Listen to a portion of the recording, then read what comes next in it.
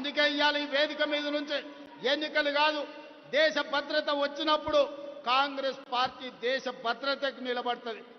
ఆడొకడు ఈడొకడు తలమాసినోడు కాంగ్రెస్ ఏం చేసింది అని అంటాడు. కాంగ్రెస్ ఏం చేసింది? దేశానికి స్వతంత్రం తెచ్చింది. కాంగ్రెస్ ఏం చేసింది? మహాత్మా గాంధీ గారు ఈ దేశం కోసం నేల కొరిగిండు. కాంగ్రెస్ ఏం చేసింది? ఈ దేశం కోసం ఇందిరాగాంధీ ప్రాణ త్యాగం చేసింది, ఈ తీవ్రవాదుల చేతుల్లో ప్రాణాలు అర్పించింది. కాంగ్రెస్ ఏం చేసింది?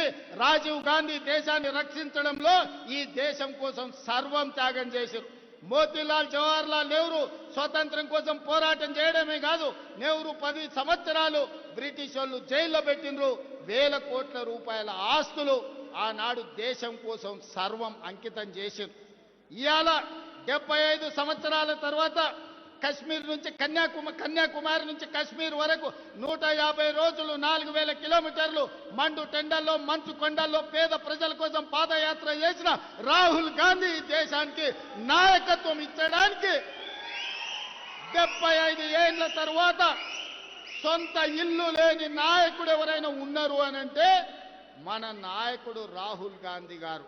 ఇది కాంగ్రెస్ ఈ దేశం కోసం చేసిన త్యాగం అని చెప్పి నేను ఈరోజు చెప్పదలుచుకున్నా.